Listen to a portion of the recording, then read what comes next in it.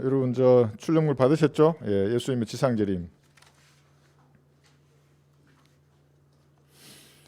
여러분 역사 배우셨죠? 학교 다니실 때. 예, 뭐 고대사, 근대사, 동양의 역사, 뭐 서양의 역사 여러 가지 배우셨을 것입니다. 근데 그 역사란 것은 흔히 세상 사람들은 그 성자의 기록이라고 하지 않습니까? 그러니까 성리자의 시각에서 그냥 기록한 거예요. 그게 사실일 수도 있고 아닐 수도 있어요. 단지 그 시각이 그런 시각으로 이제 기록한 것이죠. 근데 과거에 있었던 일들입니다. 역사라 그러지 않습니까? 근데 미래에 일어날 일을 미리 기록한 역사가 있습니다. 그래서 성경이 기록해 놓은 겁니다. 그러니까 하나님께서는 과거나 현재나 미래를 항상 현재로 보신다고 하지 않았습니까? 영혼에 거하시는 분입니다. 그러니까 그분은 인류의 역사가 어떻게 될 것인지, 인류의 6천년, 7천년의 역사뿐만 아니라 우주의 역사가 어떻게 될 것인지를 명확하게 성경에 기록해 놓았어요. 과거의 기록도 여기에 있고 현재의 기록도 여기에 있어요.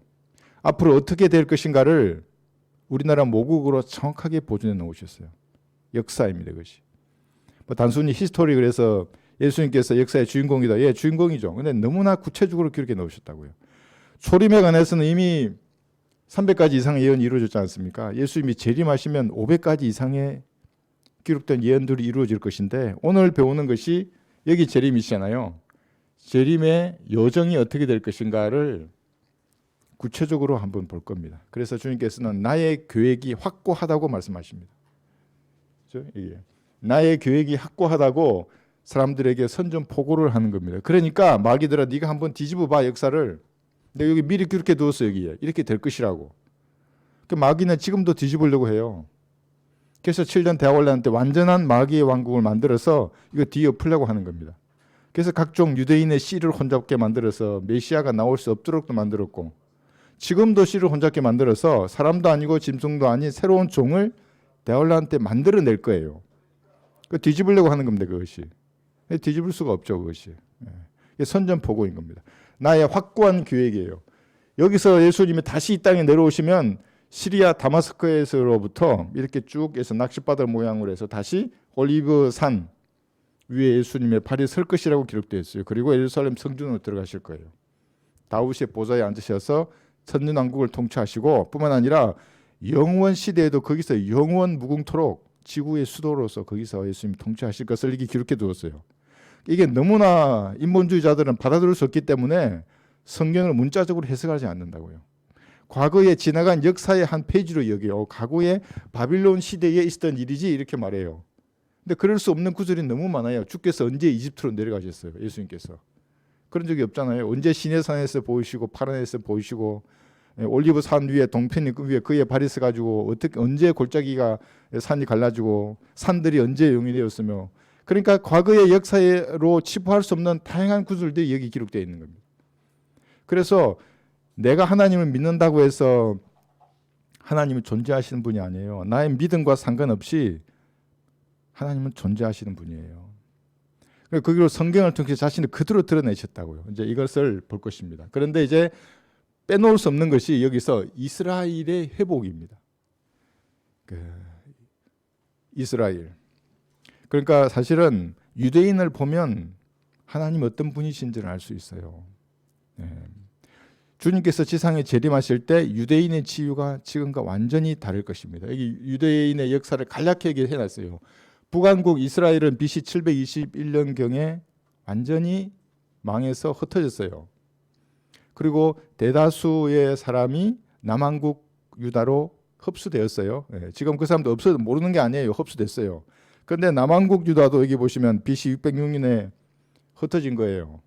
그리고 예수님께서 출임할 당시 그때는 로마가 점령하고 있었어요. 이때는 아직 없었어요. 이스라엘 국가 자체가. 그리고 AD 30년에 예수님이 십자가에서 피 흘리신 겁니다. 여기만 이때까지만 해도 아무것도 아니에요. 그리고 AD 70년에 유대인들은 또 완전히 흩어졌어요. 예루살렘 성 자체가 돌 위에 돈 하나도 남지 않고 없어져 버리고 없어졌다가 이제 1948년도에 거의 1900년이 지나서 하나의 독립국가가 됐어요. 그러니까 예수님이 지상에 재림하시려면 이스라엘이 국가의 형태로 존재해야 가능한 일입니다. 그게 됐어요. 1948년도에. 그럼 그 이후에 어떻게 될 것인가 여기에 이제 기록이 되어 있는 거예요. 과연 어떻게 될 것인가? 그죠? 궁극적인 회복은 이제 천년왕국 때 될 것인데, 그래서 이사야 40장에서 이렇게 말씀하고 있습니다. 한번 보겠습니다. 이사야 40장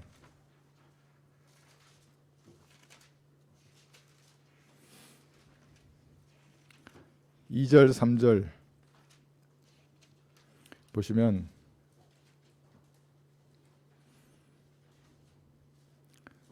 (2절) 3절 10절이죠. 이사야 40장 2절부터 너희는 예루살렘에 다정하게 말하며 그니에게 부르짖으라. 그니의 싸움이 다 되었고 그니의 죄악이 용서받았나니 이는 그녀가 그니의 모든 죄에 대하여 주의 손에서 배로 받았습니다.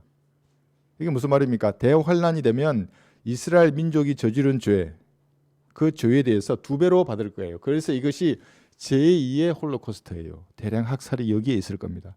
첫 번째는 2차 대전 때 있었죠. 히틀러에게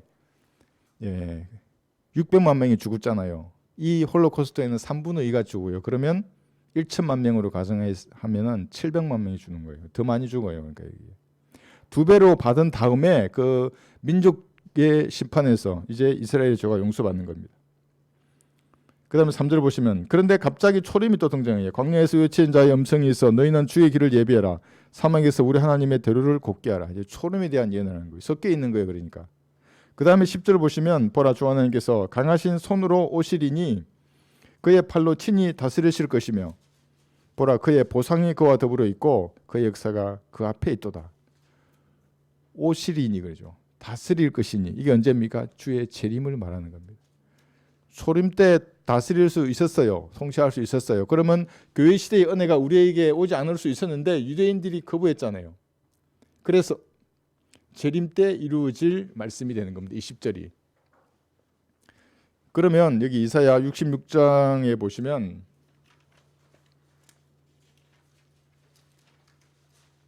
예수님 오셔서 다스리는 이것이 단순히 천년왕국만 다스리는가? 그렇지 않아요. 22, 23 보시면 66장 주가 말하노라. 이사야 66장 22절입니다.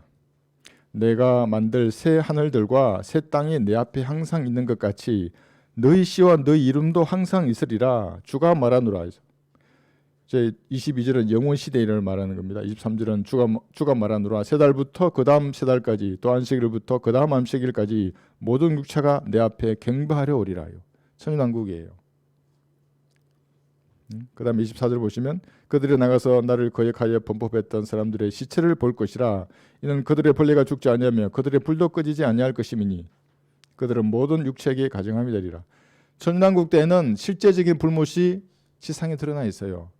그러니까 너희는 두려워하려면 몸과 혼을 산처럼 불못에 던지는 그 권세를 가진 예수님을 두려워해야 돼요. 사람들은. 여러분 뭘 두려워하세요? 그리스도인들은 하나님 외에는 두려워할 게 아무것도 없어요. 정말로. 뭔가 두려워한다는 말은 거기에 죄가 있어요. 두려운 거예요. 그러니까 의로운 사람은 사자처럼 담대해요. 그래서 외치는 것도 사자처럼 외칠 수 있다고요. 그리낌이 없는데 주님 앞에 오늘 데려갔으면 아멘인데 나는 정말로 감사한 일인데 고통 없이 가잖아요. 이거 외치다가 간다는 얼마나 좋아요. 사자처럼 외칠 수 있어요. 그러니까 영원 시대로까지 예루살렘은 수도가 되는 거예요. 이게. 에스겔 여기 48장 35절에서도 마찬가지예요. 에스겔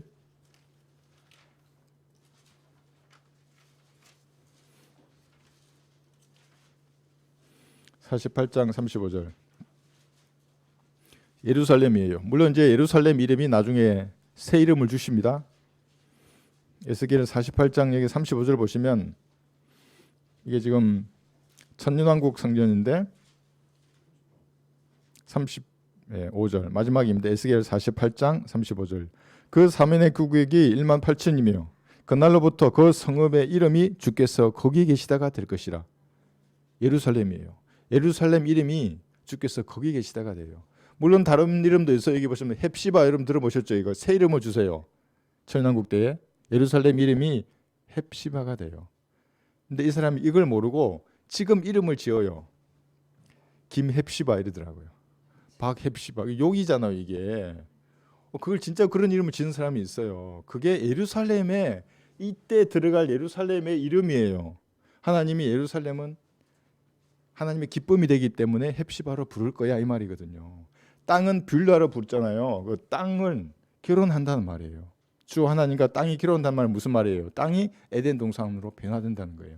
그게 이사야 35장 1, 2, 6절에 있거든요. 나중에 한번 찾아보겠습니다. 그런 땅으로 변화될 것을 미리 기록해 두셨어요. 천년왕국 때에 예수님 재림하셔서. 근데 지금 이름을 헵시바로 지금 어떻게 되는 거예요? 성경을 잘못 정해도 너무나 잘못해 적용했어요. 그것도 한국 사람 이름이 헵시바예요. 부름하다 계속 요구를 하는 거잖아요. 내가 부름 가르쳐 주고 싶더라고. 이름부터 빨리 바꾸라고. 그건 당신이 아니고 예루살렘의 이름이 하나님께서 새 이름을 주신다고. 당신이 아니라고. 몰라서 그런 것입니다.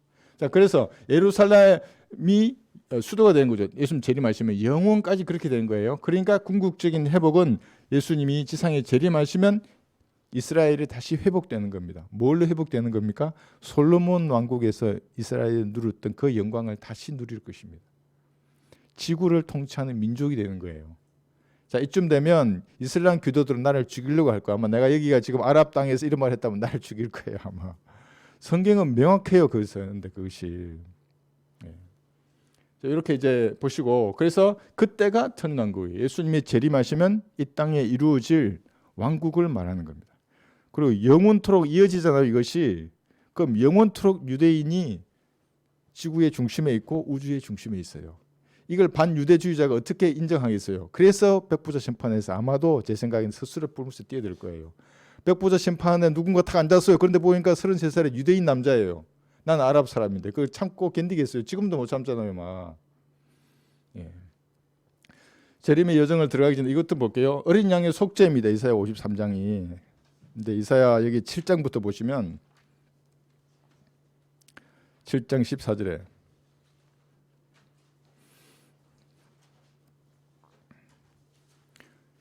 여러분, 죄를 짓지 않고 거룩한 삶을 살아서 하늘나라 갈 수 있는 사람은 아무도 없어요. 그렇게 하려 그러면 예수님과 동일한 의를 가지면 돼요.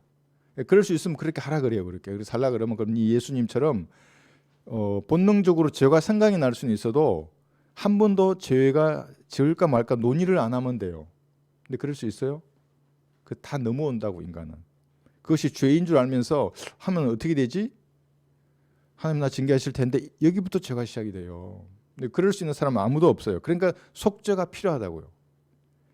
속죄가 필요한데 그 속죄의 제물은 흠없는 제물이어야 하는 겁니다. 그래서 예수님은 율법대로 모든 걸 다 지키셨어요. 한 아이예요. 여기 보시면 7장 14절. 그러므로 주께서 친히 한 표적을 너희에게 주시리라. 보라, 한 처녀가 임신하여 한 아들을 낳으리니 그의 이름을 임마누엘이라 하리라. 아이의 이름이 태어났는데 그 아이의 이름이 하나님이에요. 그래서 이것을 뭐라 그래요? 경건의 신비라고 하는 겁니다. 아기가 태어났어요. 이게 똥오줌 못 가리고 기저귀를 차인 아기인데 그 아이의 이름이 임마누엘이에요. 하나님이에요. 그러니까 사람들이 이걸 받아들일 수 없어요. 어떻게? 아이고 뭐 얘나 똑같은데 얘가 어떻게 하나님이라고? 그러면서 마리아와 요셉을 욕한다고요. 저한테 전화해서 욕하는 사람들은 뭐 오만 상종을 하잖아요. 마리아가 뭐 이렇게 했어요. 막 간음해서 낳은 애를부터 해서 오만 사생하고 이런 막 한다고 그런 사람들이. 그러니까 인간들이 이 신비를 몰라서 그래. 이게 지금 예수님의 탄생하시기 400년 전에 기록했잖아요. 여기 이렇게 그렇게 될 거라고. 이 9장 한번 보세요. 9장 6절에서 한 아이예요. 이사야 9장 6절에 속죄를 위한 제물로 한 아이가 태어나는 겁니다. 예수님의 출임에 관한 이런 예언은 48가지가 넘어요. 이는 우리에게 한 아이가 태어났고예요. 예수님이시죠. 우리에게 한 아들이 주어졌음이니 정부가 그의 어깨 위에 있을 것이요. 이건 예언입니다. 재림하시면 예수님의 정권이 이 땅에 들어서는 겁니다. 그 밑에 참모들이 있어요. 12사도가. 그의 이름 정부가 그의 어깨 위에 있을 것이요 그의 이름은 경이로우신 분이라, 상담자라, 능하신 하나님이라, 영원하신 아버지라, 화평의 통치자로 불리리라요. 영원하신 아버지라 이 말에 여호와의 증인들은 전부 지옥으로 하는 거예요. 오늘 저한테도 여호와의 증인이 카톡을 줬어요. 지옥은 없다는 거예요. 그리고 모든 지구인 형제와 자매이기 때문에 서로 사랑해야지. 왜 자기한테 저주를 쏟아붓네요. 내가 당신 지옥에 간다고 그랬거든요. 왜 저주를 쏟아붓네요. 그게 아니다. 아주 48년생이래요. 연세가 좀 되신 분이잖아요. 근데 아주 공손하게 얘기했어요. 그게 아니라 하나님이 당신을 너무나 사랑하셔서 지옥에서 벌레처럼 고통받으셨다고. 그리고 발가벗기셨고 6시간 동안 못 박혀 고문당하셨다고. 근데 당신이 그걸 거부하지 않냐고. 지금 하나님이라고. 그분이 거부하기 때문에 지옥에 가는 거라고. 당신이 그것은 그 피는 나와 상관이 없다고 말하지 않냐고. 부정한 피라고 말하는 거라고. 그게 보고 계실지는 모르겠지만 강서구에 살아요. 그러니까 내가 용기가 가상에서 답을 해줬어요. 그런데 웬만한 분들은 제가 안 하거든요. 그냥 차단하는데 모르는 거예요. 아버지예요, 예수님이. 자, 그래서 속죄를 위해서 한 아이가 태어난 거예요. 이것은 경건의 신비입니다. 이사야 53장 보세요. 여기서 속죄의 의미를 모르면 제가 재림을 아무리 가르치고 공부해도 이건 소용이 없는 지식이 됩니다. 정확하게 지식을 알아야죠. 이사야 53장 여기 4절에 보시면 자, 한번 보세요. 우리 속죄를 위한 한 아이가 이 땅에 태어났습니다. 그분은 하나님이세요. 실로 그가 우리의 질고를 지고 우리의 슬픔을 지었는데도 우리는 그가 형벌을 받아 하나님께 맞으며 고난당한 줄로 생각하였도다. 자기와 상관없는 십자가의 일로 치부하는 겁니다. 세상 사람들은 뭐 벌 받아서 받았겠지. 그 옆에 강도도 있더만. 다 같은 강도겠지. 그러나 그는 우리의 허물로 인하여 상처를 입었고 그는 우리의 죄악으로 인하여 상하였도다. 우리의 화평을 위한 징계가 그에게 내려졌고 그가 맞은 채찍으로 우리가 치유되었도다. 우리는 모두 양같이 길을 잃어 각자 자기의 길로 돌이켰으나 주께서는 우리 모두의 죄악을 그에게 지우셨도다. 그가 억압을 당하고 고난을 당하여도 그의 입을 열지 아니하였으니 그가 어린 양처럼 도살장으로 끌려가며 또 털 깎는 자들 앞에 양이 말 없듯이 그가 자기 입을 열지 아니하는도다. 이게 예수님이에요. 유대인들은 이것을 유대의 민족이라고 생각하면서 읽기 때문에 성경을 변개시키는 거죠. 구원 못 받는다고. 그 사람들이 한 아이에 대해서 지금 말하고 있는 겁니다. 여기 50장 5, 6절에 보시면 속죄 뒷장을 넘겨서 예수님이 갈보리에서 못 박혀 계실 때에 보이지 않는 대적들이 그 주변에 가득했어요. 5, 6절부터 보시면 주 하나님께서 나의 귀를 열어 주셨기에 내가 거역하지도 아니하고 뒤로 물러서지도 아니하였도다. 이게 무슨 말이에요? 갈보리의 질고를 지어야 돼요. 십자가를 이제 피조물 앞에 창조주가 빨가벗겨야 되는 거예요. 숨이 뽑혀야 되는 거예요. 그런데 예수님은 거역하지 아니했어요. 뒤로 물러서지도 아니했어요. 여러분 수염이 뽑히는 게 얼마나 치욕스러워요. 저도 훈련 나가면 군기를 별도로 안 잡아요. 그냥 저도 며칠만 지나면 털보가 되거든요. 그래서 가만히 있으면 군기가 잡혀요. 이렇게. 그러니까 위험을 상징하잖아요. 이게. 근데 누가 와서 수염을 뽑아요. 침 뱉고 손등을 뺨 때리고 누가 때렸는지 맞춰보라 그러고 예수님 그걸 다 하신 거예요. 그런데 그걸 거역하지 않고 뒤로 물러서지 않았어요. 내가 치는 자들에게 내 등을, 머리카락을 뽑는 자들에게 내 뺨들을, 그러니까 이게 수임이란 말이에요. 머리카락을 뽑는 자들에게 내 뺨을 맞겠다고요. 내가 치욕과 침뱉음으로부터 내 얼굴을 숨기지 아니하였도다. 이게 하나님의 숭고한 사랑이에요. 이런 사랑 보셨어요? 우리 그 불교의 보살들, 석가모니 뭐 이런 거 했어요? 이런 사랑? 나는 얘기 못 들었어요. 그런 사람들. 이 세상 어떤 종교도 그 종교의 창시자가 이렇게까지 고난당하고 그 미리 400년 지나 예언된 대로 그대로 와서 마지막에 그대로 없어요. 예수님밖에 없어요. 8, 9절 보세요. 그런데 이 당시에 보세요. 나를 이렇게 이끄시는 이가 가까이 계시니 누가 나와 다투겠는가? 우리가 함께 서자. 누가 나의 대적인가? 그를 내게 가까이 오게 하라. 그랬어요. 보라 주 하나님께서 나를 도우시리니 나를 정죄할 자가 누구랴? 보라 그들은 모두 옷처럼 나그질 것이요 좀이 그들을 먹으리라 그랬죠. 누가 나의 대적인가? 누가 나와 다투겠는가? 이 말은 무슨 말이에요? 예수님이 갈보리 십자가에 매달려 계실 때에 주변에 그 유대인들이 있었잖아요. 저기로 가득 찬 유대인들 외에 또 다른 영적인 세력이 있었어요. 누구예요? 마귀들이에요. 창세기 2장에서 1장 2절에서 물속에 자기들을 집어넣고 심판하신 그 주님이 여기 육신으로 나타난 거예요. 십자가에 매달려 있어요. 승리했다고 얼마나 이렇게 기고만장했겠어요. 예수님은 아주 그냥 다 죽어가고 있는데. 근데 예수님은 그들과 싸우시는 거예요. 지금 네가 나와 다투려고 하는가 다투어라는 거예요. 그 제물로 자기를 드렸어요. 그래야만이 여러분이 속죄가 된다고요. 그 외에는 방법이 없어요. 우리가 믿는다 할 때 뭘 믿어야 하는지를 알아야 되는 거예요. 그러니까 예수님의 심정을 한번 생각해 보세요. 누가 나와 다투겠는가? 누가 나의 대적인가? 해서 그리 나한테 오라 그러라는 거예요. 이 그리스도인이라고 하는 거예요. 속죄입니다. 여기 보세요. 예, 이거 베드로전서 2장 24절에 보시더라도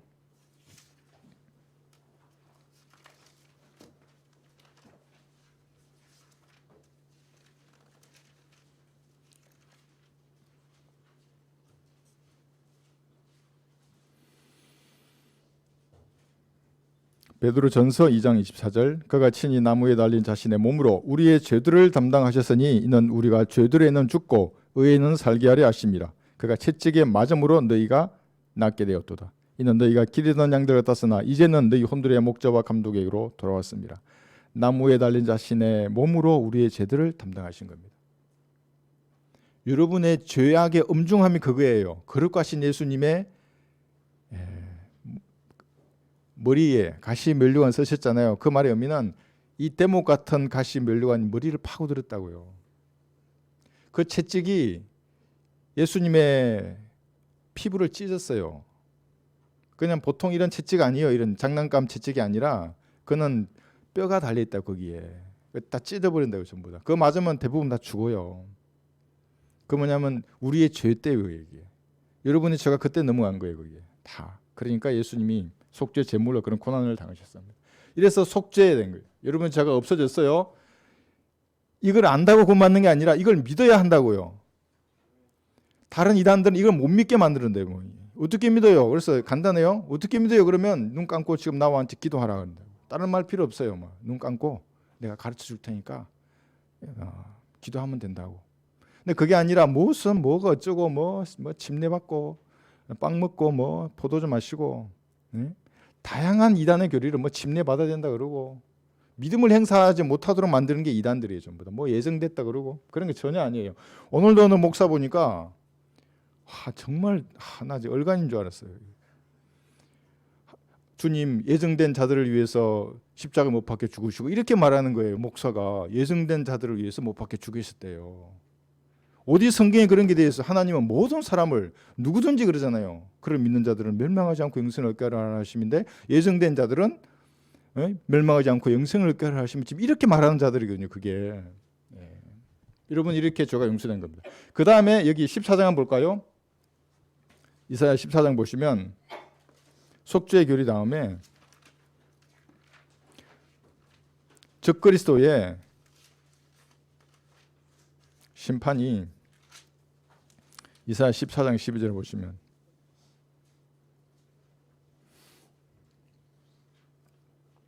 (12, 15절) 두 구절만 읽겠습니다. 이사야 14장 12절 루시퍼이죠. 루시퍼는 라틴어입니다. 오 아침의 아들 루시퍼야 내가 어찌 하늘에서 떨어졌느냐 민족들을 인악하게 하였던 내가 어찌 땅으로 끊어져 내렸느냐 그랬죠. 그러니까 이 루시퍼가 육화 사람의 몸으로 이 땅에 나타난 존재가 즉 그리스도라고 하는 겁니다. 15절 보시면 그러나 너는 지옥까지 끌어내려질 것이요 구령의 사면에까지 끌어내려지리라. 이것이 그러니까 예수님이 재림하실 때 즉 그리스도의 심판을 지상 재림이죠. 먼저 이렇게 말씀하고 있습니다. 계시록 19장 20절에서도 말씀하시고 20장 10절에 볼까요? 백부자 심판에서는 이 존재를 완전히 이제 불못에 던져요. 그러니까 적그리스도를 먼저 던지고 재림하셔서 천년왕기 끝나고 백부자 심판 때가 되면 마귀를 이제 불못에 던지는 겁니다. 이것이 계시록 20장 10절의 말씀입니다. 그들을 미혹하던 마귀가 그러잖아요. 그죠? 불과 유황못에 던져지니 그곳에는 그 짐승과 먼저 던져졌어요. 이 짐승이 적그리스도가 거짓 선지자도 있어 영원 무궁토록 밤낮 고통을 받으리라. 그러니까 여호와 증인 안식 기도들은 이 구절에 또 정신 나가는 거예요. 왜냐하면 영원 무궁토록 밤낮 고통을 받으리라 이러는 거 저한테 그랬어요. 그 사람이 이 말의 의미는 진짜 영원 무궁토록이 아니라는 거예요. 그러면서 구약 시대에 보면 노예 있잖아요. 길을 구멍 뚫잖아요. 그것도 영원히 종이 되리라 하는 게 영원이 아니지 않냐고 나한테 그러더라고요. 근데 그 깃 뚫은 사람의 인생은 7, 80이지만 이 글을 쓰신 하나님은 영원히 사신 분이기 때문에 이 영혼은 진짜 영혼이라고. 깃 뚫은 사람 7, 80년 동안만 종이 되는 거예요. 그건 진짜 영혼이 아니라 그 영혼은 7, 80년이지만 하나님이 영혼이라 말하는 건 진짜 영혼이라고. 그건 모르는 사람들입니다. 그래서 제일 먼저 루시퍼가 깨지는 겁니다. 육화된 적그리스도가 머리가 깨질 겁니다. 이사야 27장 1절 보세요. 여기 보시면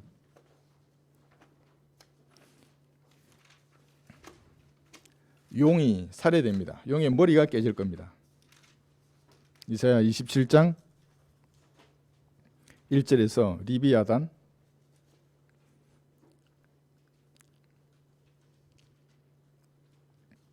그러니까 한번 생각해 보세요. 셋째 하늘에서 이제 주님의 군대가 나팔을 불어서 여러분들 직결시키는 겁니다. 그러면 말을 타고 다 정리를 하는 겁니다. 쫙 군대로서 이제 어린 양의 혼인식도 끝났어요. 그리스도 심판석에서 상 받고 어린 양의 혼인식에서 정결하게 돼가지고 진짜 군대로서 여러분 각자에 그러니까 말이 있는 겁니다. 어떤 분 물으시더라고요. 천년왕국에는 그 말은 어디 가냐고. 내 보기에 주님 뺏지는 않으실 것 같아. 근데 성경에는 안 나와요. 왜냐하면 주님은 줬다 안 뺐어요. 합당한 이유가 없이. 그러나 여러분 말을 타고 딱 이제 이 여기로 내려온 여러분 배우셨잖아요. 다 이제 딱 정리하시는 겁니다. 그럴 때 둘째 하늘과 셋째 하늘 사이에 거대한 물을 통과해 올 때 주님께서 그 물 속에 있는 7머리와 10뿔을 가진 여기 계시록 12장 3절에 나와 있는 7머리와 10뿔을 가진 이 리비아단의 머리부터 깨는 겁니다. 보세요. 그날에 주께서 그의 객심하고 크고 강한 칼로 날쌘 뱀 리비아단을 벌하시리니 즉 오브라진 뱀 리비아단이라. 또 주께서는 바다에 있는 그 용을 살해하시리라. 용 살해하는 겁니다. 이렇게. 살해하면 어떻게 되는가? 시편 74편 14절에 보시면 광야에 가는 셀라 페트라로 도망가죠. 유대인들. 그 유대인들에게 식량으로 주십니다. 시편 74편 14절에 보시면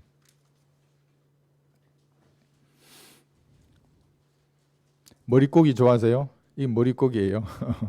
제가 비유로 말하는 거예요. 진짜 먹이로 주세요. 주께서는 리비아단의 머리들을 산산조각 내셔서 그를 광야에 거하는 백성들에게 식물로 주셨나이다. 광야에 있는 유대인들 있잖아요. 근데 도피해요 그쪽으로. 예수님이 오실 때 먼저 머리부터 깨고 식물을 주시고 그 다음 내려오시는 겁니다. 욥기 41장 한번 볼까요? 근데 이 존재가 왕이에요. 어떤 사람은 고래라 그러고 악어라 그러는데 아니에요. 욥기 41장에 보시면 31절부터 그는 기품을 그리죠. 이 기품이 둘째 하늘과 셋째 하늘 사이에 거대한 물청입니다. 여러분 다 들으셨죠? 그는 기품을 솥같이 끓이며, 그러니까 지금도 걔가 움직이면 거품이 일어난다고 솥처럼 끓이고 있어요. 그 바다를. 그는 바다를 향기름 솥같이 만드는도다. 그는 자기 뒤에 빛을 내는 길을 만드나니 보는 사람이 기품을 회백시키라고 생각한도다. 얼마나 거대하길래 그렇게 큰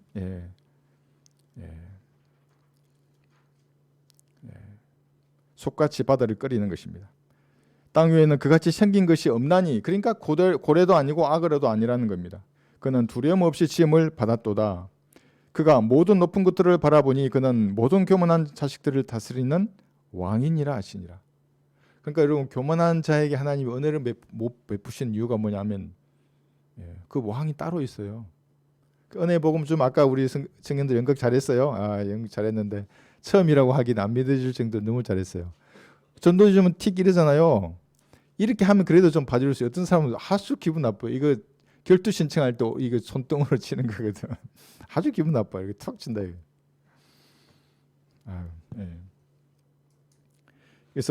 그래서 모든 교만한 자식들에게는 그들을 다스리는 왕이 있는 겁니다. 구원받지 못한 사람은 사실은 교만한 사람들이에요. 여기 속죄에 대해서 내가 아무리 얘기해도 그들은 안 들어요. 한 아이에 대해서 말하고 이게 400년 전의 기록이야. 이거 외에도 48가지나 예수님이 언제 탄생할지 최소 300~400년 전에 이미 다 기록되어 있어. 사기꾼이 만약에 그 기록을 보고 48가지 도록 그대로 따라하다가 마지막에 십자가에 못 박혀 죽는 건데 어떤 사기꾼이 그렇게 하겠냐고. 사기꾼은 맨 마지막에 뭐 이익을 얻어야 되잖아요. 근데 이것은 맨 마지막에 죽는 거예요. 근데 중요한 건 뭐냐면 부활도 해야 되네. 그러니까 불가능해 이거는. 어떻게 그렇게 할 수 있겠어요. 교만한 사람들이에요. 이것을 거부하는 사람들.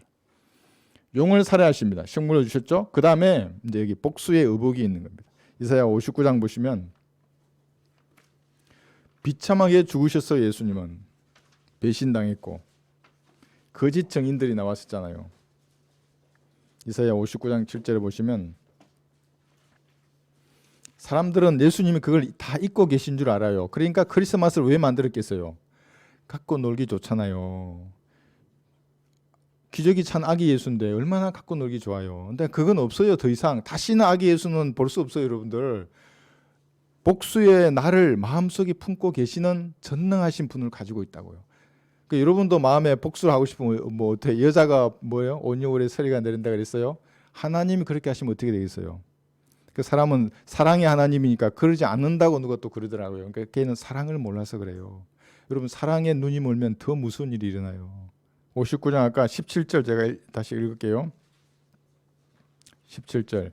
그는 의의 흉배를 입으시고 구원의 투구를 자기의 머리에 썼으며 복수의 의복들을 입으시고 열심으로 겉옷을 입으셨도다 했죠. 복수의 의복을 입으실 뿐만 아니라 언젠가 재림하실 때는 복수의 의복에 플러스해서 열심히 겉옷을 입는. 이게 무슨 말이에요? 열심히 복수하겠다는 거예요. 전능하신 창조주가. 이런 말을 들으면 르크만 목사님 간장지를 보시면 성경을 펴면 이런 심판과 복수에 관한 말씀이 나와서 무서워서 못 폈다 저는 성경을. 사실 성경은 그런 책이에요. 칼과 피가 나오는 책이라고요. 이사야 여기 61장도 2절에서 보시면 주의 기뻐 받으시는 해를 선포하고 이게 예수님의 초림입니다.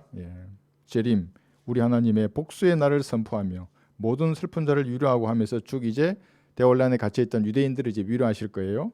복수의 날이에요. 이 날이 복수의 날입니다. 예수님이 재림하시는 날. 창조주가 2000년이 넘도록 복수의 칼을 가셨어요. 드디어 투구와 흉배를 붙이시고 옷을 입으시고 열심으로 겉옷까지 입으시고 이제 이 땅에 복수하러 내려오신다고요. 그럼 이게 복수하는 전진 축상에 있는 민족들은 어떻게 되겠어요? 뭐 온유울에 서리만 내리고 말겠어요? 그렇지 않아요. 하나님께서 불로 태워서 잿더미로 만들어요. 전부 다. 눈이 그냥 녹아요. 몸이 녹고.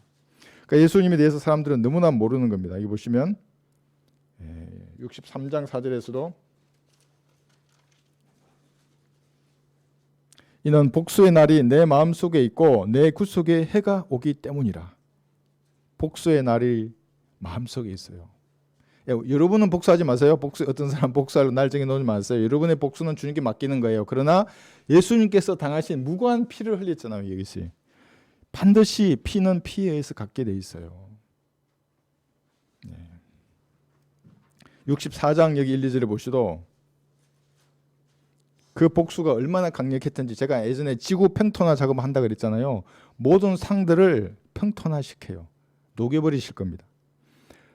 여기 2절 보시면 1절부터 오 원컨대 주께서 하늘들을 가르고 내려오시며 이게 했잖아요. 하늘들을 가르며 내려오세요.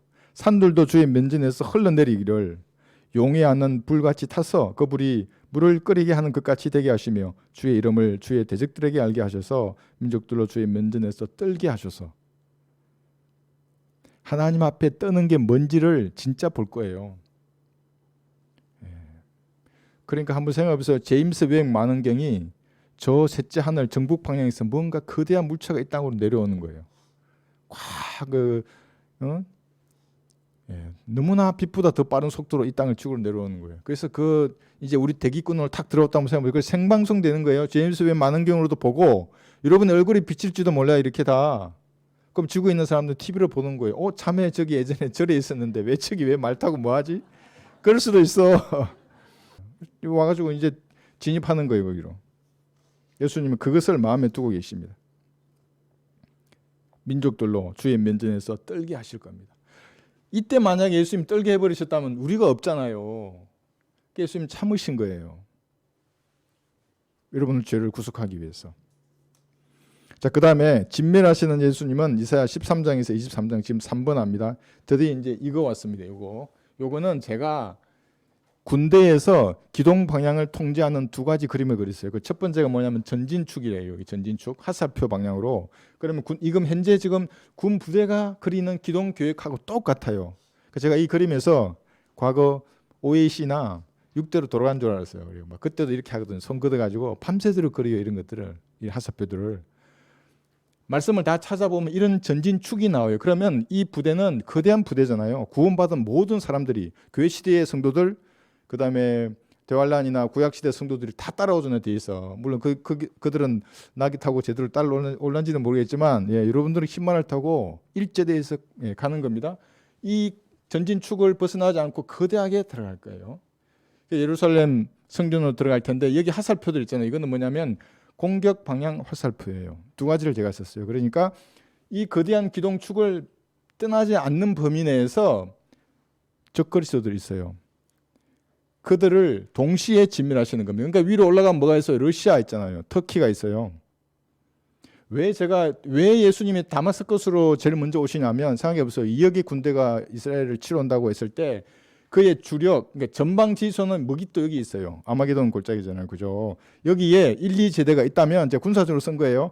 그 후방이 가장 있을 만한 곳이 주 지휘소예요. 그거는 다마스커스에서 있을 거예요. 그럼 이게 예비대가 여기 있는 거예요. 그럼 1, 2제대 중에 뚫리는 방향으로 예비대를 틀어 넣으려고 작전을 짜고 있는 거예요. 적들이. 군사학적으로 볼 때 그때 예수님이 오는 거예요. 여러분과 함께. 공격 방향 화살표 이거 다 해놨죠. 그럼 여기 어디로 가요? 여기로 가면 뭐 있어요? 여기 있죠. 요르단, 사우디, 예멘뿐만 아니라 이쪽에 하면 스탄, 우즈베키스탄, 파키스탄, 7개국들 전부 다 미칠 거예요. 좀 한번 볼까요? 여기 예레미야 25장 보시면, 단순히 2억에서 아마게돈에서 끝난다 이게 아니에요. 이르크마 목사님은 22억까지 보잖아요. 위에. 동방에서 2억의 군대를 파병한 군대도 있어요. 중국, 인도, 러시아. 공격 방향 화살표에 저한테 맡겨줄지는 몰라. 야, 너는 중국을 접수해라. 난 제일 좋겠어. 예레미야 25장 15절에서 진노의 포도주잔입니다. 15절.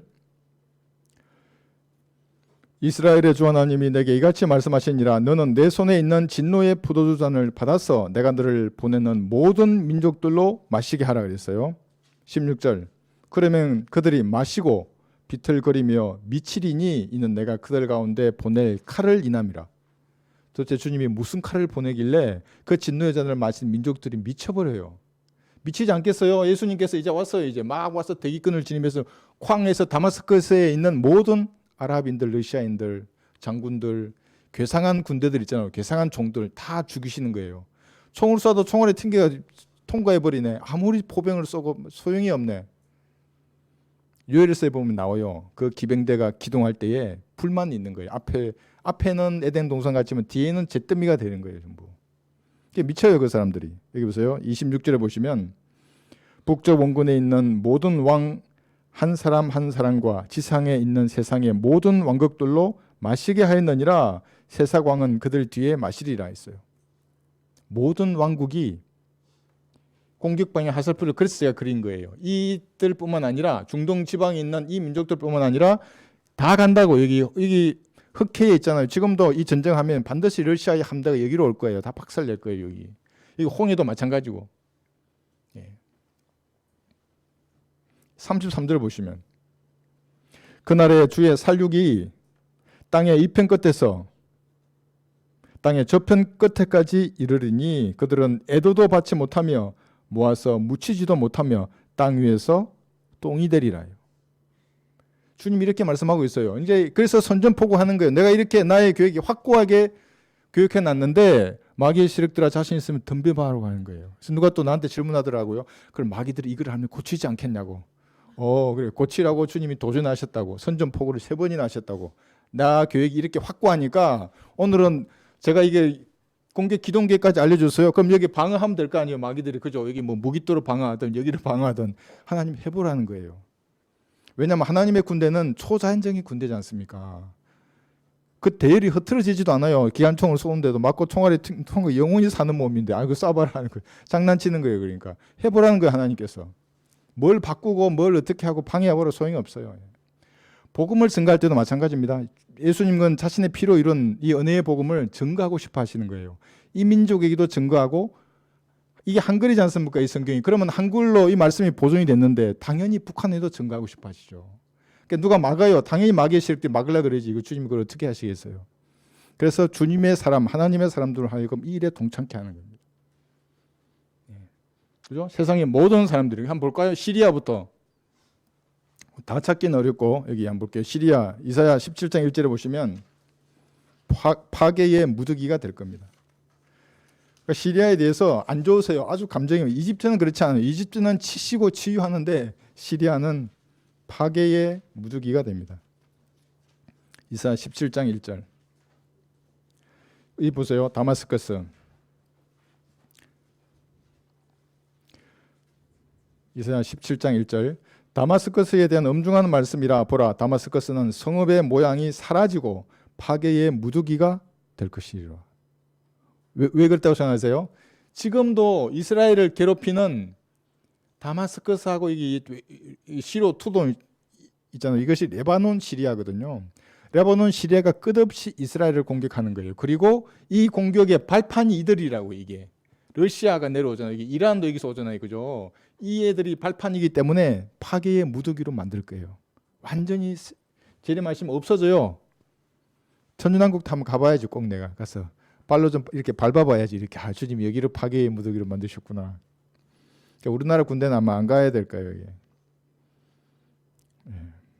여러분 2억의 군대, 2억 군대 많이 말씀 들으셨죠? 이것이 미리 기록된 역사예요. 계시록 16장 16절. 16절에도 그가 그들을 히브리어로 아마겟돈이라고 하는 곳으로 모으더라 했어요. 위대한 날의 전쟁이에요. 이것이 하나님의 위대한 날의 전쟁. 이게 아니에요. 우리 입장에서는 주님이 싸워서 이기신 거예요. 마귀의 세력들과도 싸워서 이기셨고 그 예수님을 죽이려는 그 세력들 있잖아요. 사실은 예수님 승리한 거예요. 십자가로. 그런데 주님 입장에서 진짜 위대한 날의 전쟁은 여기에요. 여기에서 예수님을 찔렸던 자들뿐만 아니라 그 동조하는 모든 적그리스도의 세력들을 완전한 낚시 고리 모양의 기둥 형태에서 이게 딱 그는 거예요. 이게 탁. 낚시해 보셨어요? 어릴 때 낚시 좋아했는데 이게 딱 정확하게 딱 걸리면 그 손맛이 있어요. 그게. 주님도 그걸 아세요. 우리를 위해서 이 땅에서 사람을 낚는 어부가 되게 하신다 그랬잖아요. 어부에 여러분 사람을 낚는 어부. 주님도 이때 낚아요. 근데 우리하고는 달라요. 스케일이. 우리는 한두 명 아니면 많으면 10명, 20명이잖아요. 근데 주님은 22억이라고 이렇게 목사님 그렇게 생각하시거든요. 저도 그렇게 해서 봐요. 한 번에 여기 재림하실 때 정말로 중동 지역을 피바다로 만들어요. 여기를. 다 낚아서 없애버릴 것입니다. 누가 댓글해 주셨어요. 제가 중동 지역이 피바다가 된다 그러니까 이때도 피바다였다고 얘기하더라고요. 이때는 피바다는 아니었어요. 3명이 못 박혔잖아요. 십자가에. 그중에 한 사람은 하나님의 어린 양이었어요. 저와 여러분의 죄의 값 때문에 달리신 분이었죠. 그러니까 3명이 피를 흘렸지만 여기는 뭐예요? 진짜 피바다예요. 그래서 말 고삐까지 해서 250코를 뻗어가지고 피가 이 지역에서 피만 다치면 얼마나 많이 죽겠어요. 이게. 하나님의 위대한 날의 전쟁을 하나님이 마음을 품고 계세요. 여러분들 이걸 아시면 이제 이게 달라져요. 세상이 달라져요. 형제들은 더 담대해지게 돼 있어요. 역사를 미리 알잖아요. 그럼 그게 힘이라는 거예요. 이게. 정확하게 알면 힘이 되는 겁니다. 그것이. 가자지구 한번 볼까요? 아모스 1장 6절에 보시면 가자지구 지금 하마스 전쟁하잖아요. 하나님께서 가자지구 팔레스타인들 필리스티아인들이에요. 걔들 좋게 볼까요? 나쁘게 보실까요? 아모스 1장 6절 멸망시키세요. 그들을.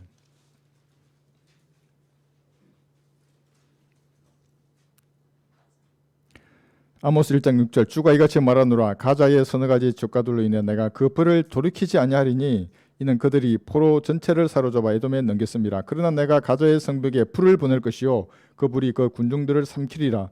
내가 아스도드로부터 그 거민을 끊을 것이요 아스클론으로부터 호를 잡은 자를 끊으리라. 또 내가 에크론을 대적하여 내 손을 돌리리니 그리하면 필리스타인들, 이 가자에 있는 사람들을 말합니다. 남은 자가 멸망하리라 주 하나님이 말하노라. 과거 역사로 이거 이루어지지 않았어요. 미래에 진짜로 없어져요. 멸망해요. 가자 지구 하마스. 그러니까 그리스도인들은 주님과 같은 시각으로 그 보는 거예요. 하마스 전쟁을. 그러니까 저한테 제가 그 연합뉴스에 댓글 달았다 했잖아요. 이번 전쟁에서의 모든 죽음의 책임은 하마스에게 있는 거예요. 걔들은 먼저 들어가서 1,400명을 죽였잖아요. 고문하고. 그래 죽여놓고 지금 이제 이스라엘을 공격하니까 한 뭐 2만 명 죽은 것 같은데요. 그러니까 이스라엘을 막 공격하더라고요. 그래서 내가 여기 쓴 거예요. 그게 시작한 사람이 책임을 져야지. 그리스도인 시각이거든요. 그러니까 주님은 이것을 기억하고 있다고요. 그러니까 지금도 이스라엘을 공격하는 그 사람들은 하나님이 가만두지 않으세요. 물론 그들이 예수를 영접하지 않으면 지옥에 가는 사람이에요. 개개인으로 볼 때는. 그러나 그 민족을 주님이 택했다고요. 이스라엘에 대해서 함부로 말하고 정치 외교적으로 고립시키고 그러면 반드시 그 나라는 재앙을 받게 돼 있어요. 가자 지구를 멸망시킨 거예요. 이렇게. 이것이 뭐냐면 여기 이스라엘의 해안 도로예요. 이게 흑해와 연에 있는 해안 도로를 따라 주님이 그대로 이집트로 내려가시는 겁니다. 볼 거예요. 이집트. 이사야 19장 1절 보시면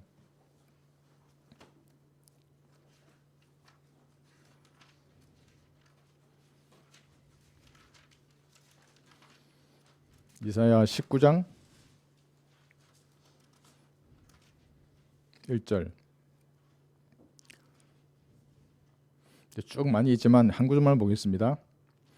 이집트에 대한 엄중한 말씀이라 보라 주가 빠른 구름을 타고 이집트로 오시리라. 그러니까 여러분 이 성경의 말씀은 과거에 이루어진 적이 없다고요. 그러니까 세상 교회들은 이거를 과거에 이루어졌다고. 야 언제 이집트로 예수님이 빠른 구름을 타고 내려가셨냐. 네 한번 말해봐라. 말 못해 그 사람들은. 이거 그러니까 비유로 푼다고. 야 그 구름은 진짜 구름이 아니고 그 주는 진짜 주가 아니고. 성경은 주가 아니지. 이제 그 사람들이 믿는 건. 이집트의 우상들이 그의 면전에서 떨며 이집트의 마음이 그 한가운데서 노구리라. 왜냐하면 이집트도 1, 2, 3, 4차 중동 전쟁에서 항상 이스라엘과 대적해서 싸웠던 민족이거든요. 주님은 그 죄들을 잊지 않으세요. 죽였잖아요. 하나님의 택한 백성들을. 마음이 녹아요. 그 사람들이. 하마스가 이번에 어디로 갔어요? 휴전 협상하려고 이집트로 도망갔어요. 그래서 이집트하고 말하는 거예요. 뭐라고 또 쿵짝쿵짝 할 거예요. 뭘 쿵짝해? 나는 알아요. 뭐겠어요? 러시아를 불러서 공격하게 하면 된다. 그게 뭐예요? 시의 전쟁이라는 거예요. 이게 우리끼리 아무리 해봐도 1, 2, 4차 중동 전쟁 우리가 못 이겼잖아. 러시아만 내려오면 이기는 거야 하고 아마 하고 있을 거예요. 이집트에서. 뭐라고. 끝냈어요. 이제 그 다음에 뭐 있어요? 이집트 갔죠. 시내산 신명기 33장 2절에 보시면 신명기 33장 2절. 그러니까 성경이 예언서이기 때문에 마귀의 세력은 이게 뭐냐면 청기가 누설되는 거예요. 역사가 그렇게 될 것이라고 누가 말하지 못하게 하고 이걸 다르게 해석해서 말하게 한다고요. 이건 역사적으로 볼 때 누구와 누구와의 전쟁에 이루어진 말씀이라고. 그렇지 않죠. 신명기 33장 2절에 보시면 그가 말하기를 주께서 시내에서 오시어. 주께서 시내에 오신 적이 없어요. 세일에서 일어나시고 파란 산에서 비치시며 그가 수많은 성도들과 함께 오셨으니 그분의 오른손으로부터 그들을 위한 불같은 율법이 나갔도다요. 수많은 성도와 함께 언제 예수님이 시내산에 가셨고 파란 세일 이런 데 가셨어요. 미래에 그렇게 하실 겁니다. 예수님 재림하실 때. 이게 분명한 지상 재림의 말씀이에요. 이게. 자, 이집트까지 와서 이제 박살 냈잖아요. 이제 여기까지 유턴해서 여기까지 오셨어요. 여기를 제가 1단계로 그었잖아요. 작전을. 군대에도 이래 1단계, 2단계 작전을 항상 나누어요. 제가 볼 때 이쯤 오면 이제 대열을 정리할 것 같아요. 야, 이 간 부대들 이제 돌아와라. 함대 잘 부셨냐 이렇게 다시 대열을 정리해서. 왜냐하면 이렇게 들어가서 여기서 이제 입성해야 되잖아요. 두 번째 2단계 작전할 때는. 그러니까 이건 제 생각이에요. 성경에는 없어요. 그래서 보스라에 들어가셨다가 이제 이렇게 여기를 그대로요. 이게 홍해 출애굽할 때 그 여정을 따라서 올라가셔서 마지막에 여기에 발이 설 겁니다. 스가랴 14장 4절에 보시면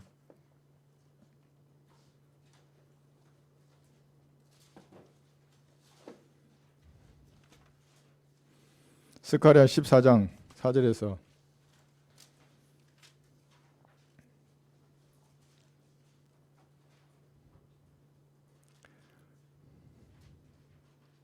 그의 발이 그날에 예루살렘 앞 동편에 있는 올리브산에 서시리니 올리브산은 그 중간이 동쪽과 서쪽으로 갈려져 매우 큰 골짜기가 생길 것이며 산의 절반은 북쪽으로 산의 절반은 남쪽으로 옮겨지리라.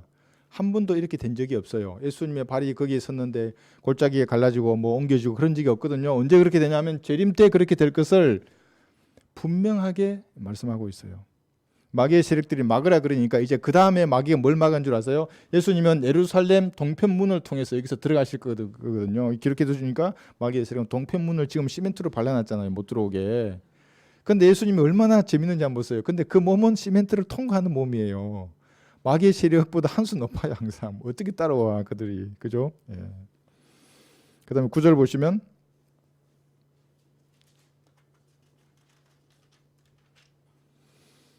주께서는 온 땅을 치리할 왕이 되시리니 그날에는 한 분 주께서 계실 것이며 그의 이름 하나만 있으리라. 모든 이단 사입이 다 없어진다고요. 그러니까 제가 재림하시면 이단 사입의 모든 책들 8만 대장경 불에 태워진다 그러니까 불교인들 난리 났어요. 막 욕하고 막 아니 여기 그렇게 돼 주의 이름 하나만 있다고요. 다른 모든 이름 없어진다고요. 예, 뭐 모든 거짓신들 뭐 이만희로부터 해서 이런 사입이 뭐 이단들 예, 아가 뭐 있잖아요. 이거 아가 동산에 그거 예, 뭐 피가른 교리라고 하는 이상한 그 마귀의 교리를 말하는 사람들은 모두 없어져요. 그런 사람들은 예수님 한 분만 예, 계시는 겁니다. 이게 17절 보시면 땅의 모든 족속 중에서 그 왕 만군의 주를 경배하려고 예루살렘에 올라오지 아니하는 자들에게는 비가 내리지 아니하리라 했어요. 무슨 말이에요? 천년왕국 때 되면 다 와야 돼요. 아마도 그 달에 생일에 있는 사람이 올 수도 있어요. 1월 달에 생기면 하여튼 오든지 해서 하여튼 예루살렘 가요. 예루살렘 경배해야 돼. 33살의 유대인 남자 앞에 절해야 된다고요. 아마 스스로 죽으려고 하는 사람들 많을 거예요. 얼마나 유대인에 대한 반감이 깊고요. 지금 어디 보면 데모하고 그러잖아요. 그게. 예. 그런데 예수님께서 그 경배를 받으시는 겁니다.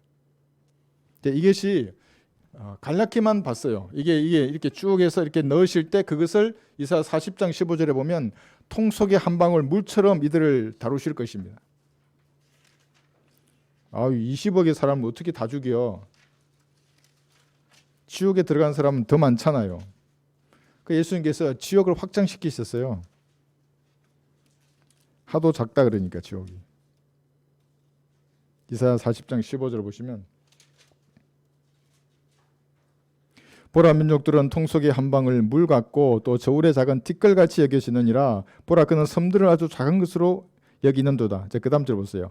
레바논은 불사르기에도 부족하겠고 그곳의 짐승들은 번제물로도 부족하더라. 그러니까 레바논에 대한 이 주님 그런 특이한 마음을 가지고 있어요. 시리아 여기 레바논 1번 2번 초토화되는 거예요. 여기도 초토화되는 거예요. 여기도 초토화돼요. 얘들은 초토화 시켰다가 또 치유해 주세요. 다 초토화 시켜서 들어가시는 겁니다. 말라기 3장 2절을 보시면 이런 주님의 분노 앞에 말라기 3장 2절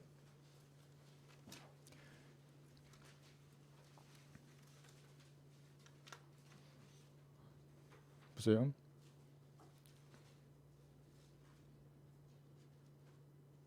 일절에 보시면 보라 내가 내 사자를 보내리니 그가 내 앞에서 길을 예비하리라. 여기 사자가 이만희 아니에요? 이만희를 사자라 그러잖아요. 그러면서 그 구절을 보면 영어에는 엔젤이라고 되어 있잖아요. 제가 몇 번을 말씀드렸잖아요. 여기 엔젤이라고 메신저가 아니라고. 가만히 쳐다보고 있는 거예요. 아니 보라고 성경을 90살 넘은 천사는 없다고 성경에 33살 반의 남자라고. 어떻게 알겠어요 그 사람들이. 자 2절을 보시면 그러나 그가 오는 날에 초림이 아니라 재림하시는 그날을 말하는 겁니다. 누가 거할 수 있겠느냐? 그가 나타날 때 누가 서겠느냐? 왜냐하면 창조주가 분노를 가지고 복수의 칼을 가지고 지금 내려오시잖아요. 그것도 열심히 복수하겠다고 내려오시는데 누가 설 수 있겠느냐고 지금 물으시는 겁니다. 이는 그가 정련하는 자의 불과 같고 표백하는 자의 피누 같음이라. 그러니까 인간이 이해하도록 쓰셨어요. 내가 다 빨아버릴 거야. 이 때들을 여기 표백이라고 그랬잖아요. 하얗게 만드는 거예요. 불처럼 다 태워버릴 거야. 이해하지 못하겠냐 이렇게 하는 거예요. 왜 이해하지 못해? 이해하지. 매일 비누로 씻잖아요. 그렇게 씻긴다고 예수님께서 씻어버리실 거라고요. 또 그는 은을 정련하고 재련시키는 자같이 앉아서 레위 아들들을 깨끗게 하고 그들을 금과 은처럼 깨끗게 하여 그들로 어려운 재물을 주께 드리게 하리라. 그래서 천년왕국 때에는 다시 반복되는 겁니다. 희생제사가 기념하는 희생제사예요. 예. 자, 계시록에도 마찬가지예요. 계시록의 6장 15절에 보시면 똑같은 말을 기록하고 있어요. 크리스마스 때 얼마나 예수님 많이 갖고 놀아요. 꼬마 예수잖아요. 어린 아기 예수를 막 자기 마음대로 갖고 놀다가 전능하신 분으로 이 땅에 재림했어요. 어떻게 그분의 분노를 감당할 수 있겠습니까? 계시록 6장 15절에 보세요. 땅의 왕들과 위대한 자들과 부자들과 부자들 좋을 거 하나 없어요. 대환란 때 남으면은 전부 그거 쓰레기 되는 겁니다. 대장들과 장군들이에요. 군대 장군들. 힘 있는 자들과 모든 종과 모든 자유인이 각자 토굴과 산들의 바위 틈에 숨어서 산들과 바위들에게 말하기를 우리 위에 떨어져서 보좌에 앉으신 분의 얼굴과 어린 양의 진노에서 우리를 숨기라. 이는 그분의 진노의 큰 날이 임하였음이니 누가 감히 설 수 있으리요. 아무도 설 수 없어요. 안식교 목사들도 이거 똑같이 인용하더라고요. 설 수 없어요. 예수님의 피로 구원받아서 이게 올라간 사람들이에요. 그 사람들만이 예수님 옆에 다가갈 수 있어요. 그렇지 않은 사람들은 이런 육신을 가지고 어떻게 설 수 있겠어요? 이게 예수님 내려오시는데 이게 오는데 이게 뭐 장군이거나 부자거나 자유인이거나 뭐 좀 있다고 폼 잡는 사람이 예수님이 분노의 눈길을 가지고 오시는데 어떻게 설 수 있어요? 그래서 번개라고요, 번개. 번개 앞에 설 수 있어요? 어떤 인간이 있어요, 이거? 네. 이스라엘의 회복과 이게 천년왕국이거든요. 이것이 여기에 잘 나타나 있어요. 이사야 2장을 쭉 나와 있는데 이때 이름이 바뀌는 겁니다. 헵시바 볼까요? 이사야 62장 4절에 보시면 재림하셔서 이제 다 이제 적그리스도의 세력들을 다 죽였어요. 예수님이 비누처럼 빨아서 때를 다 적은 거예요. 불처럼 다 태워버렸어요. 이사야 62장 4절에 보시면 내가 더 이상 이게 이스라엘을 말하는 겁니다. 버리운 자라 칭함받지 아니하겠고 내 땅이 더 이상 황폐한 곳이라 칭함을 받지 아니하겠으나 이게 무슨 말이냐면 지금 예루살렘을 뭐라 그러냐면 소돔과 이집트라 그런다고요. 지금은. 그런데 대환란의 고통을 통과하고 남은 사람들이에요. 사랑한다고 하나님께서. 그래서 예루살렘의 이름을 너는 헵시바라. 내가 땅은 불나라 불리리니 이는 주가 너를 기억하며 내 땅이 혼인하게 될 것임이라. 지금이 아니에요. 그러니까 지금 헵시바로 진 사람들은 목사에게 속아서 달콤한 말로 그냥 한 거예요. 주님 너를 기뻐하신다. 너의 이름을 헵시바로 하라. 아이고 이건 너무 성경을 지 마음대로 갖다 붙이는 거예요. 그게. 이사야 35장 1, 2, 6절에 보시면 이렇게 될 겁니다. 땅이 이사야 35장 땅이 거듭나요. 이제 우리가 거듭났지 않습니까? 성도가 됐듯이 예수님이 재림하시면 천년왕국 때 땅이 거듭나는 겁니다. 이사야 35장 1절 광야의 메마른 곳이 그들을 기뻐하고 사막이 기뻐하며 장미처럼 피리라. 그것이 무성하게 피어 기쁨과 노래로 즐거워할 것이요 레바논의 영광 곧 칼멜과 사르는 아름다움이 그것에게 주어지리라. 그들이 주의 영광과 주의 하나님의 아름다움을 보리라 했어요. 사막에 꽃이 피어나리라. 찬양하시죠. 사막에 예쁜 새들 노래하리라. 주님이 다스리는 그 나라가 되면은 사막에 꽃이 피어나. 그 얼마나 많이 부른지 몰라요. 독사들이 어린 양을 손잡고 장난쳐도 물지 않는 참 사랑과 기쁨의 나라가 이때 되는 겁니다. 지금 아니에요. 그러니까 지금인 줄 알고 헵시바 그러면서 이렇게 하면 이게 이상한 사람이 되는 거예요. 이게 후천년 신학의 산물이에요. 지금은 여기가 천국과 하나님의 나라가 동시에 여기에 임하는 거거든요. 여기는 아니잖아요. 이게 교회 시대는 잘못 배운 분들입니다. 그래서 주의 도성이라고 부르고 이사야 11장 4절 한번 볼게요. 4절 이것을 보고 곡과 마곡의 전쟁이 일어나는 겁니다. 왜냐하면 천년 동안 예수님께서 이렇게 진짜 의로 철장으로 민족들을 통치하시기 때문에 그렇습니다. 가난한 자를 의로 판단하며 세상에 온유한 자를 위해서는 정직으로 책망하리라. 얼마나 좋아요. 저는 이런 나라가 되면 너무너무 좋겠어요. 또 그는 그의 입에 막대기로 세상을 치고 자기 입술의 호흡으로 악한 자를 죽일 것이라. 어떻게 죽여요? 오른손이 범죄한 손을 잘라야 돼요. 눈이 범죄한 눈을 뽑아내야 될 정도로 의로 통치하신다고 했습니다. 그러니까 인간의 육신을 가진 사람들이 얼마나 그 반기를 들겠어요. 아니 그거 좀 잘못했다고 왜 손을 왜 잘라 이렇게 되는 거예요. 이제 이 반기를 그게 곡과 마구의 전쟁에서 모두 불러 태워질 사람들입니다. 이때 일어날 것이죠. 이렇게 하는 겁니다. 9절 보시면 그들은 나의 모든 거룩한 산에서 해치거나 파괴시키지 않으리니 이는 마치 물들이 바다를 덮음같이 세상이 주의 지식으로 충만할 것입니다. 그래서 모든 반성경적인 서적이 불태워진다는 겁니다. 세상 예수님을 다 알아요. 그런데 뭐 이상한 이슬람이나 코란이나 불교 이게 뭐예요 이게? 이게 없어져야 된다고 마땅하다. 이걸 아마 읽으면 산초로 들고 불못에 던질 걸 예수님이. 그러지 않으시겠어요? 진리가 앉아 계신데 눈으로 보고도 안 믿어요. 의로 철장으로 세상을 통치하시는 겁니다. 그래서 세상이 주를 아는 지식으로 충만할 것입니다. 지금은 그렇지 않아요. 지금은 여러분만이 주를 아는 지식을 가지고 있어요. 올바로 나누어 공부했지 않습니까? 이거밖에 없어요.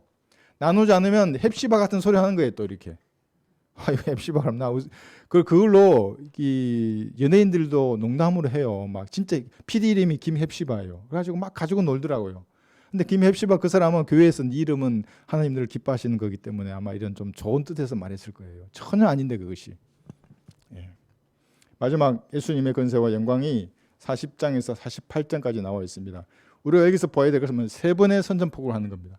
주님이 이렇게 계획을 다 세워 놓으시고 막을 수 있는 자가 있으면 한번 막아보라는 거예요. 변경시킬 수 있는 자가 있으면 변경시켜 보라고 선전포고 하시는 겁니다.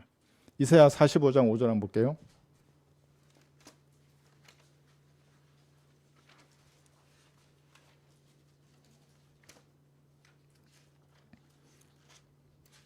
이사야 45장 5절.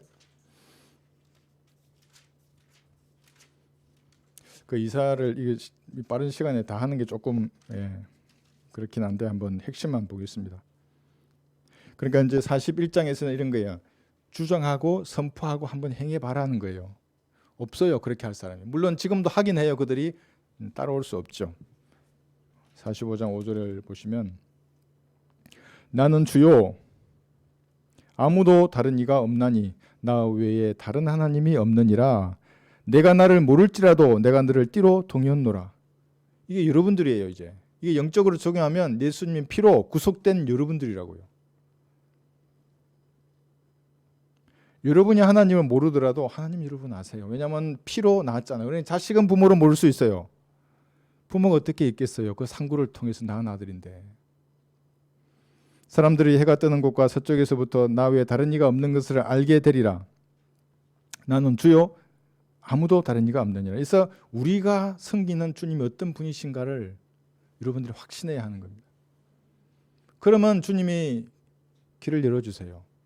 그런 믿음을 가지지 않고 주님을 보잖아요. 예를 들면 영원한 생명을 주셨다 그랬는데 이거 잃어버릴 것 같아. 그럼 뭐예요? 말씀을 믿지 않는 사람이에요. 어떻게 주님과 교제가 되겠어요? 영생을 주셨다 그러는데 안 믿어요. 예수님의 피를 믿으면 속죄를 믿으면 구원을 받는다 그러는데 안 믿어요. 딴 거 붙들어요. 이게 어떻게 주님과 교제를 할 수 있겠어요? 하나님을 거짓말쟁이로 여기는 사람인데 우리가 섬기는 하나님이 어떤 분이신지를 이제 우리가 잘 알아야 합니다. 여기 또 볼까요? 이사야 45장 9절에서 자기를 지으신 분과 싸우는 자에게 화 있으리라. 하나님과 싸우신 분이 있어요? 화가 있는 겁니다. 구원받은 그리스도인들은 그것은 단지 연단을 위한 가정일 뿐이지만 구원받지 않고 여기서 싸우는 존재들 있잖아요. 이게 물이에요. 물. 통 속의 한 방울 물이에요. 이 모든 민족이 실제적으로 화가 있어. 뭐라 그랬어요? 하나님께서 똥이 된다 그랬어요. 그 민족들 전부 다. 매장하지도 않아요. 그러니까 얼마나 수치가 되겠어요, 그 사람들이. 그럼 뭐 장군도 있고 대장도 있고 부자들 있을 거 아니에요, 거기에. 이사야 46장 마지막 볼게요. 46장 9절에서 11절을 보시면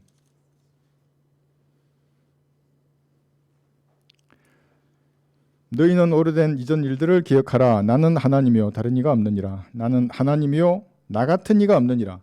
이게 여러분이 섬기시는 하나님이십니다.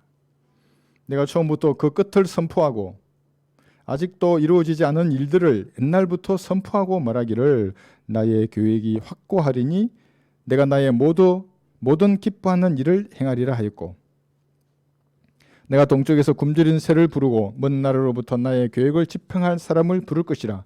정녕 내가 그것을 말하였으니 그것을 또한 이루어지게 할 것이요 내가 그것을 의도하였으니 내가 또한 그것을 행하리라. 하나님이 이렇게 확고한 계획을 세우시고 성경에 기록해 두셨어요. 이루어질 겁니다. 이대로. 여기서 다 이루었다 그랬었잖아요. 그럼 구약의 제사가 끝난 거예요.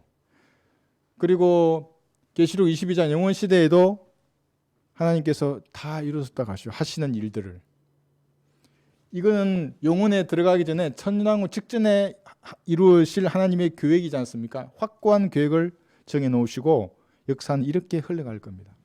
자신 있으면 하나님과 싸우는 거예요.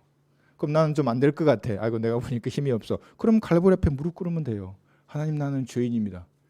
나 같은 죄인을 위해서 갈보리 십자가에 피 흘려 죽으시고 저를 구원해 주셔서 감사합니다. 지금 저 안에 들어주셔서 저를 구원해 주십시오. 예수님의 이름으로 기도합니다. 이게 10초도 안 되네요. 10초도. 근데 거부하잖아요. 그럼 영원한 흑암이 그를 기다리고 있는 겁니다.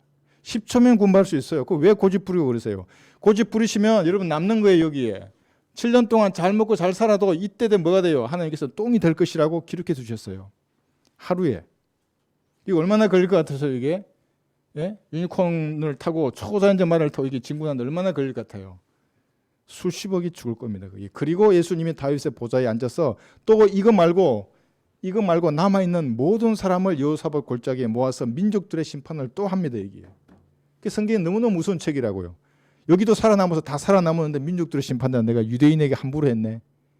예, 지옥에 하는 거예요. 그때도. 그러니까 그런 날이 오기 전에 은혜의 이 시대에 코로 호흡할 때에 갈보리 앞에 무릎 꿇는 겁니다.